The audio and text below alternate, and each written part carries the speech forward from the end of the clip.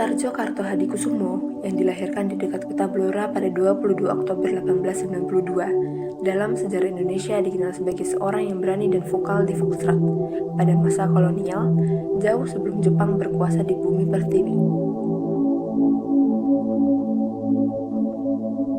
Sebagai anggota wakil rakyat dalam Foxtrot, Sutarjo dikenal sebagai sosok yang peduli terhadap penderitaan rakyat. Apabila ada kebijakan pemerintahan kolonial yang dinilai merugikan rakyat, akan langsung diprotesnya. Sebelum meniti karirnya sebagai anggota Foxtrot, Sutarjo mengenyam pendidikan di ELS. Setamat dari ELS, ia mengikuti seleksi untuk menjadi pegawai rendah. Namun, ia mengurungkan niatnya dan bertekad untuk melanjutkan studinya di Osvia. Ketika mengikuti pendidikan di Osvia inilah, ia mulai mengenal pergerakan dengan organisasi yang menaunginya. Pada saat usianya mencapai 19 tahun, ia terpilih menjadi ketua cabang Budi Utomo hingga 1911. Setamat dari sekolah itu, ia harus magang bekerja di kantor asisten residen di Kota Blora. Oleh karena itu, jabatannya sebagai ketua cabang Budi Utomo untuk sementara harus ditinggalkannya. Karirnya di bidang birokrasi cukup baik, karena belum sampai 1 tahun bekerja di kantor asisten residen, ia diangkat menjadi pembantu juru tulis. Nasib baik mengikuti karirnya, karena setelah hampir 2 tahun menekuni pekerjaannya sebagai pembantu juru tulis, ia diberikan kepercayaan untuk menjabat sebagai asisten Pendono di daerah Blora. Dalam perjalanan hidupnya, kelak ia banyak berhubungan dengan para siswa Bestur Akademi yang dimanfaatkan untuk melontarkan gagasan-gagasannya demi memajukan rakyat dan daerahnya. Setelah menjadi wakil rakyat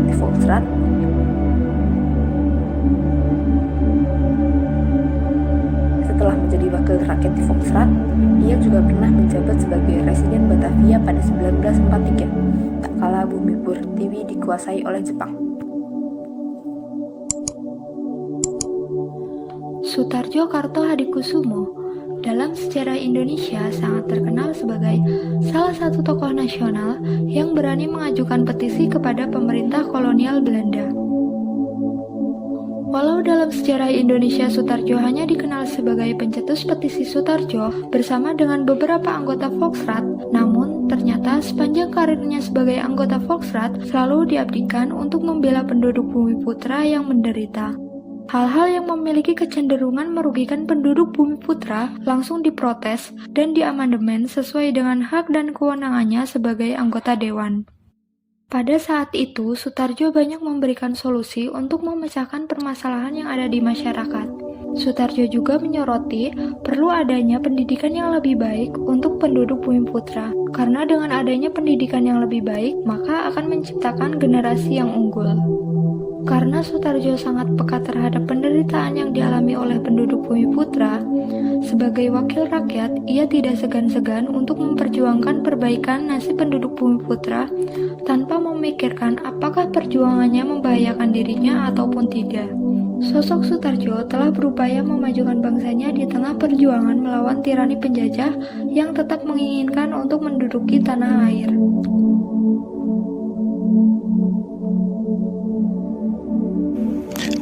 Latar belakang munculnya petisi Sutarjo. Latar belakang munculnya petisi Sutarjo dilandasi oleh rasa ketidakpuasan rakyat akan kebijakan pemerintah yang dijalankan oleh Gubernur Jenderal di Hindia Belanda, yaitu De Jones.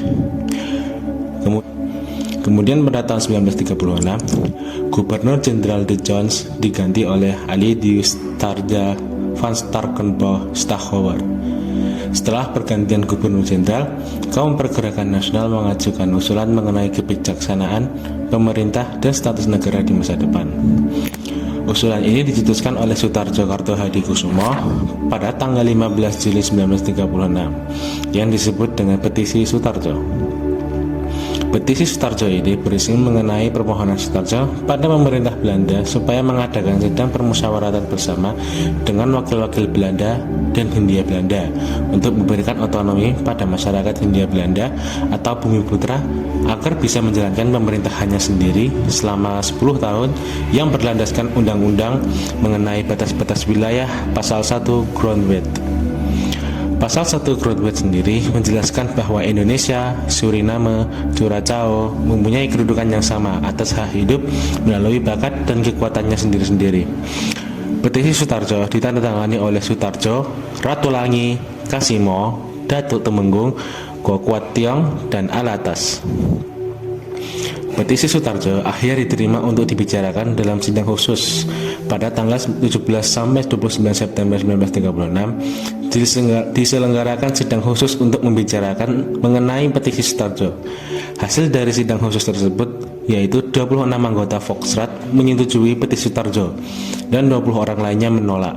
Dengan begitu, berarti petisi Sutarjo telah menjadi petisi Volksraad.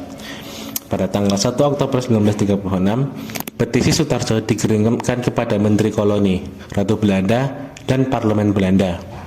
Sambil menunggu keputusan yang disetujui dan ditolaknya petisi Sutarjo oleh Kerajaan Belanda, maka dibentuklah Central Committee Petisi Sutarjo, baik di Indonesia maupun di Belanda.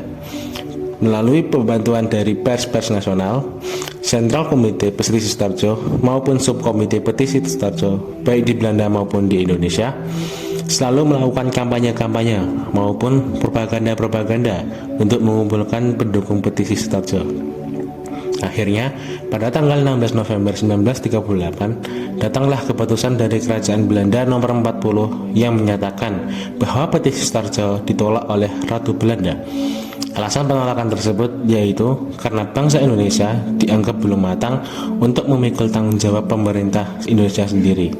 Surat keputusan pemerintah Kerajaan Belanda tersebut disampaikan dalam sidang Volksraad pada tanggal 29 November 1938. Setelah ditolaknya petisi Sutarjo Kartohadikusumo mulai dimintai keterangan yang mempertanyakan maksud sebenarnya dari adanya petisi Sutarjo.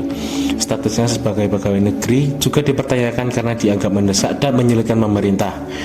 Namun, ketika dinyatakan bahwa maksud petisi tersebut adalah untuk meningkatkan kesejahteraan rakyat Bumi Putra, para pejabat pemeriksa bisa memaklumi hal tersebut.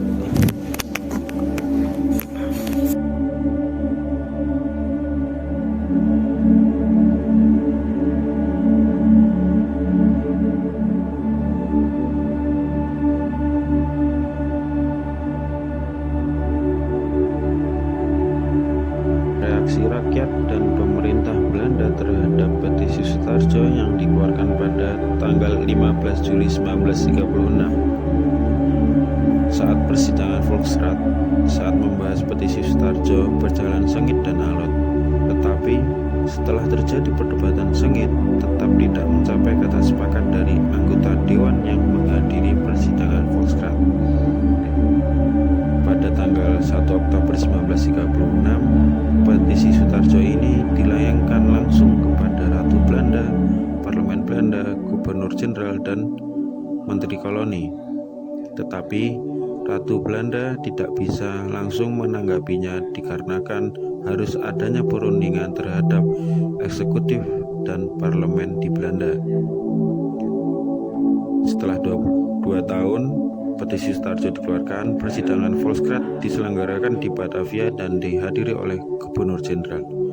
Gubernur Jenderal memberikan pertanyaan tentang petisi Sutarjo ini apa yang akan dilakukan.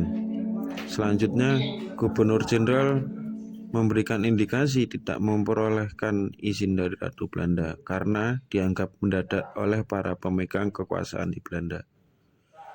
Selanjutnya, respon Ratu Belanda saat sidang Volksraad tanggal 29 November 1938 akhirnya dibacakan dengan berlandaskan keputusan Ratu nomor 40 tanggal 16 November 1938 yang berbunyi penolakan secara tegas atas petisi Sutarjo dengan alasan daerah kekuasaan Belanda yaitu Indonesia masih belum siap untuk mandiri dan menjalankan dan menanggung tanggung jawab ke pemerintahnya sendiri.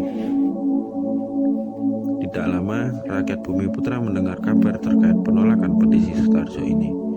Mendengar penolakan dari Ratu Belanda atas adanya petisi Sutarjo ini membuat pemetaan suara rakyat Bumi Putra atas penolakan petisi Sutarjo ini dibagi menjadi 3. Yang pertama yaitu kelompok anti, yang beranggapan kelompok anti ini memiliki pendapat bahwa petisi Sutarjo memang tidak bisa diterima oleh pihak Belanda dan dianggap hanya menghabiskan pikiran dan tenaga Sutarjo beserta koleganya.